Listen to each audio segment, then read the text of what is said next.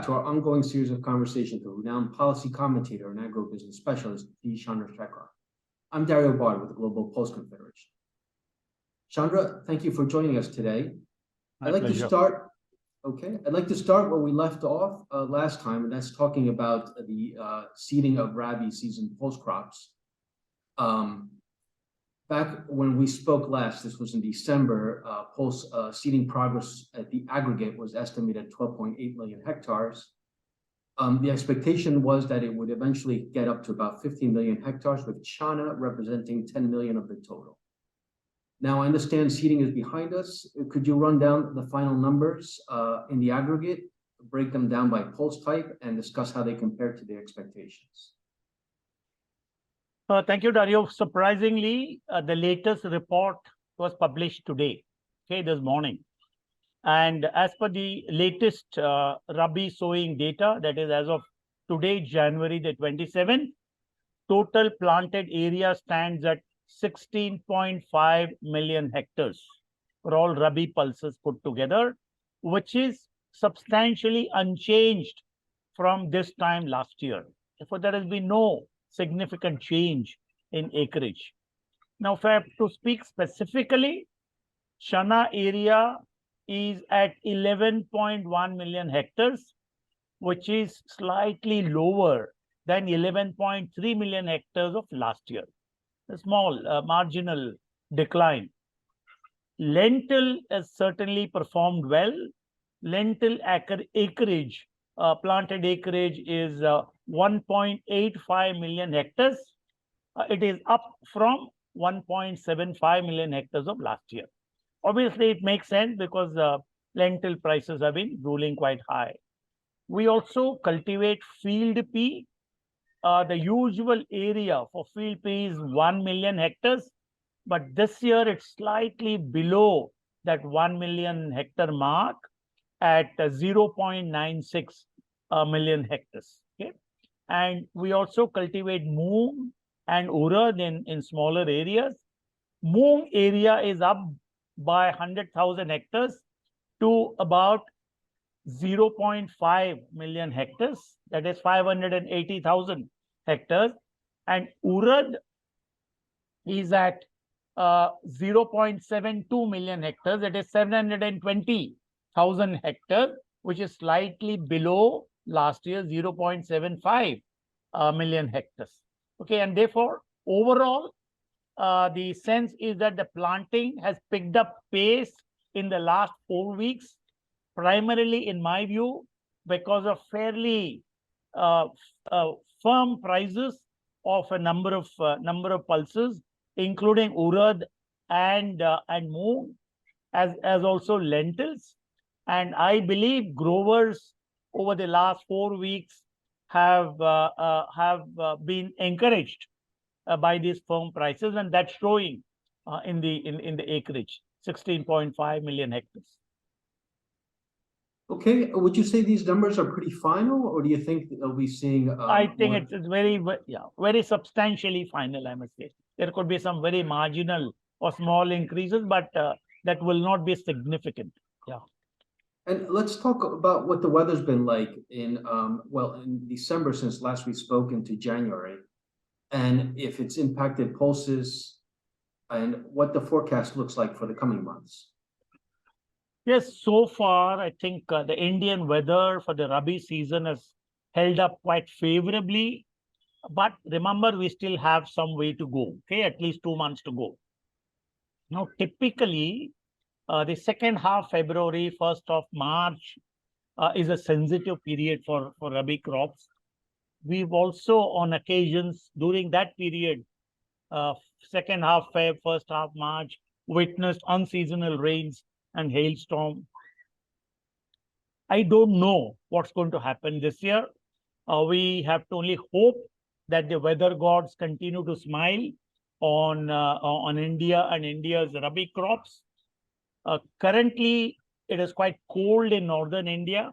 I was in Delhi a couple of days ago, and North India is quite cold, which is very positive for all the crops, whether it is wheat or mustard or chana pulses in general. but there is a forecast from the India Meteorological Department, which was given a month ago, that there is the possibility of a slight rise in day temperature in February and March. But we have to wait and see how things develop. But as of now, I don't see any weather scare. Okay. And Chandra, don't mean to put you on the spot here, but I understand we're still waiting for official production estimates. Do you have a sense at this point, or have you heard anything on what production could end up? I love this, Dario. Thank you for asking the question. And I know you want me to stick my neck out, but let me be brave. I'll take the bait. Okay. Now, my forecast, and I'm going to give you those numbers. My forecast actually assumes normal weather during February and March, even until early April, I must say, February, March, April period. If weather turns adverse for any reason, as I said, the hailstorm or unseasonal rains, of course, then all bets are off. Okay. Therefore, the production target for Rabi crops set by the government of India is 19 million tons. Okay.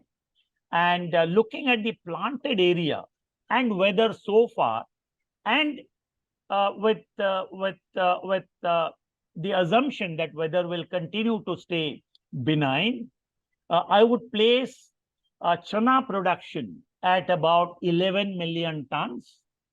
I would forecast masoor or lentil production at 1.6 million tons. And I would think pea, urad and moong, field pea, urad and moong together would be about 2 million tons. And there are other minor pulses that we produce, could be about 500,000 tons. Therefore, when you put all this together, I see a total of around 15 million tons. This is how I would estimate, I would forecast. But let me assure you, if I know my government well, we can expect the official chana production, and that would come by the end of February, to be at least 2 million tons higher than what I'm saying. I'm saying 11 million.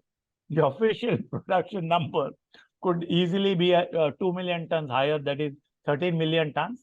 And we have seen this in the past. We have seen this overestimation in recent years. And let's wait for the government estimates to come out by second half February, and we will know what the government numbers are.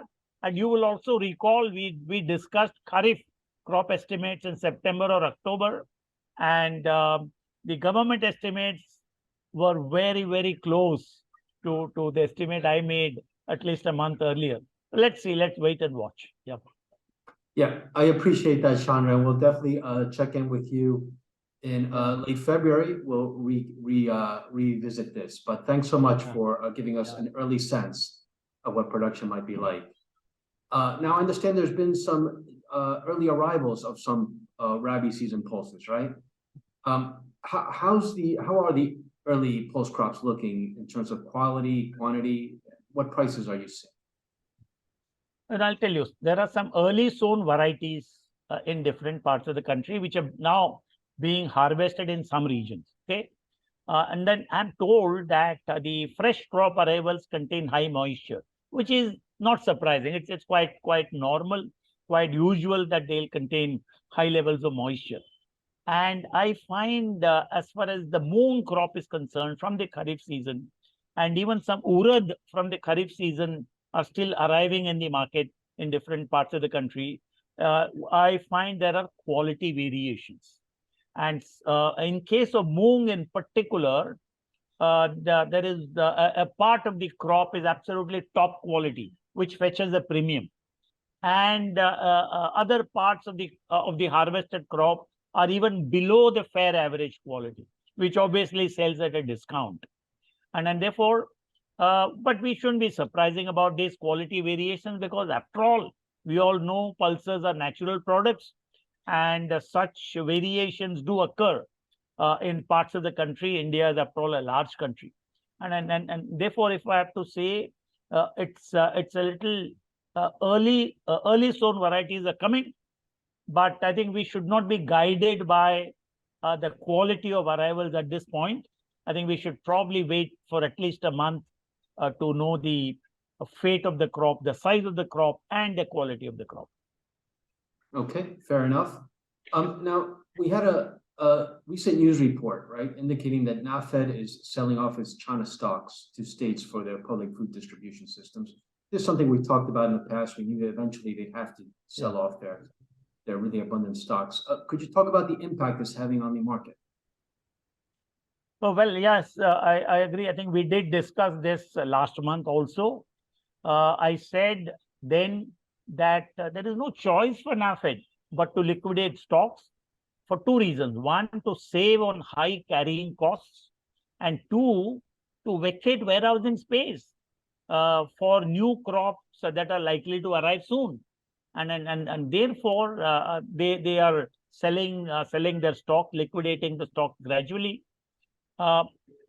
Therefore, I see the chana market in India is fairly well supplied because of regular outflow of chana from NAFED warehouses. But I also find demand is quite sluggish. Their demand growth is sluggish. There is demand, but demand is not growing. And therefore, chana prices continue to rule below the minimum support price. Okay. Now, in late December, there was news out of India as it extended its free import policy for tur and for urad, right? This was through March 31st, 2024. Could you talk about the factors that played a role in this decision? And do you see other post-related import policies being announced in the near future? You know, we discussed it in the past, I think probably September, October, or one of those months. I said India's Kharif season pulse production is stagnating. And it is there. In fact, even the government data itself shows that Kharif season pulse production, primarily pigeon pea, black mart pea, moong, all this is stagnating. And we import pigeon pea and black mart pea from Myanmar and East African nations to meet our supply shortfall. Now, currently, the open market prices of both tur and urad are ruling slightly above the minimum support price. And therefore, the government is taking various steps, various policy measures to contain food inflation. Government is quite concerned about food inflation. And therefore, they have continued. They have announced that free import of both pigeon pea and black mart pea will continue for one more year, that is till March 2024. But we must also remember that this year in 23, many state governments are going in for elections, and early next year we have the general elections for the government, central government. And therefore, there are also these considerations. Government would certainly not want the consumers to feel disappointed or feel hurt with higher food inflation. Now, I will not be surprised if lentil or masoor import also continues to be duty-free beyond 2023, possibly till 2024. Although I expect masoor crop in India to be definitely some 10% higher than what it was last year. People are all asking me about chana import, chickpea import. When will it be freed? But I see no justification for the government to free chana import policy by reducing the customs duty. It is not that imports are not permitted. Imports are allowed. The window is open. But there is a customs duty on import, which makes it uncompetitive. And there's no import parity.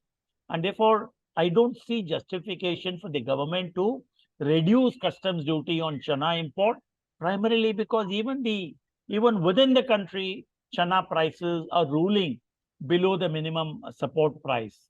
And one more large harvest is actually kind of getting ready. And therefore, I see absolutely no prospect in the short run for any change in the import policy for chana. Okay, let's switch focus a little bit now and talk about neighboring Pakistan and the economic meltdown they are going through. So there's a scarcity of dollars. It's affecting the country's ability to bring in imports. And the prices, in response to that, price of basic foods, including pulses, are just going through the roof, right? Could you discuss that situation and what it means for the global pulse trade in general? You know, Dario, I feel sorry for the people of Pakistan. Okay, my sympathies are with them. There is an acute shortage of foreign exchange dollars in Pakistan and high inflation. Okay, now my sense is, despite, and I want to say it openly, despite all the political differences and rhetoric on either side of the border, I would think that India should demonstrate statesmanship by sending food commodities to Pakistan. Whatever is possible. I think we should do that. And that will actually enhance the image of India in the Committee of Nations in the world. That this is one. After all, I would think Indians and Pakistanis belong to the same gene pool, same stock, gene stock. There's no difference, the same ancestry, and therefore I think we have to be sympathetic.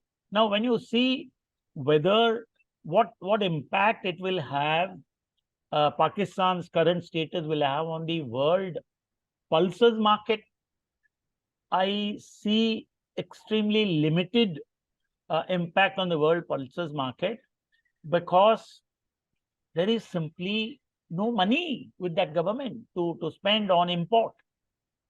And therefore, although there is demand, there is high inflation, there is a food scarcity, I think the government has no money to import unless some origins are willing to lend a helping hand by giving Pakistan a line of credit to import pulses and other food products. But I don't know if countries are thinking about extending a line of credit.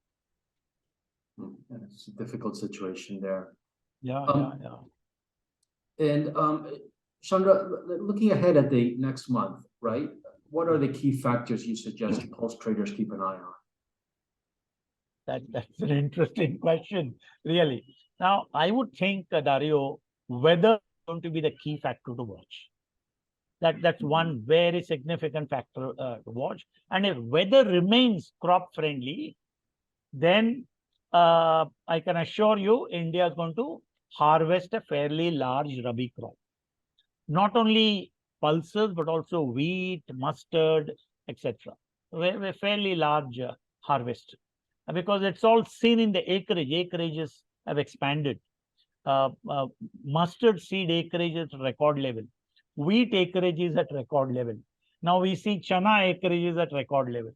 Lentil acreage is at record level. Therefore, those acreages have happened. Planted areas expanded, and therefore, once we have good weather, friendly weather, and we have a large prospect of large harvest, then that will also help cool inflation to an extent. And then NAFED sales. Therefore, we need to watch the weather is one. Second, we need to look at NAFED sales and pricing policy, as well as the speed with which they are able to liquidate the stocks. And that is very important, because that is also going to, in some way, impact chana prices. Okay, and therefore, weather and NAFED's liquidation of stocks, the pace with which they are able to do it, are the two factors that can potentially impact chana prices in particular. Last question, Chandra. The government of India is slated to present union budget for 23-24 on February 1st, right? Just a few short days from now. What are your expectations for the upcoming budget? Yes, interesting. I would say the Indian government union budget 2023-2024 will be the last full budget before the next general elections by early 24. Okay, which is 1 year from now. Okay, now in my view, the Indian government would like to present what I would call a please all budget, but the fiscal space available for the finance minister is rather limited, and therefore it's going to be a tightrope walk for the finance minister in presenting a budget with good welcome proposals. It's going to be a tightrope walk. And what is also important is I have always believed for an emerging economy like India, every budget must seek to advance or achieve 4 major objectives. What are these 4 major objectives? One, budget must accelerate economic growth. Second, budget must help attract investment. Third, budget must help create more jobs. And fourth, budget must help contain inflation. It must ensure growth with equity. Now, whether these big ticket objectives, as I call them, will be achieved from this budget, I don't know, primarily because of the very, very limited fiscal space available.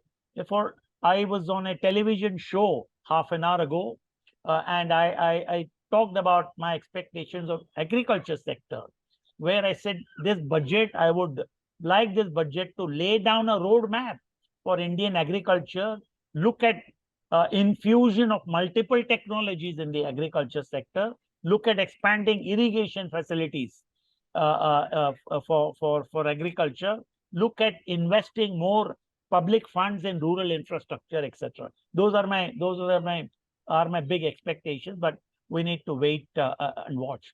Dario, just 1 second before you would like to conclude, I must mention that the government of India has organized an international conference on pulses on the 10th of February in New Delhi on the World Pulses Day. And I have been invited as a speaker to present a paper on pulses sector policy. For I'll be in Delhi on the 10th. I'll present a paper, my view about what should be the policies for the pulses sector in India, and I would take an ecosystem approach. I would cover production, processing, consumption, value addition, trade, etc., etc. That's what I'm going to do. Yeah. Well, thanks, Chandra, for sharing that information with us. Yeah, about that event, and really all the information you've shared with us today and over the last several months. As always, we are so grateful to you for sharing your insights with GPC members. So this concludes our first Trade Talk of the new year. I wish you and all your family a very happy new year, as well as all our members a happy and prosperous 2023. Thank you very much, Dario. My good wishes are always with you, and my good wishes for a great, fantastic 2023 to all the members of GPC. And let's stay engaged. And I hope our conversation adds value and some knowledge to GPC members who watch this program. Thank you very much. Good luck. God bless you all.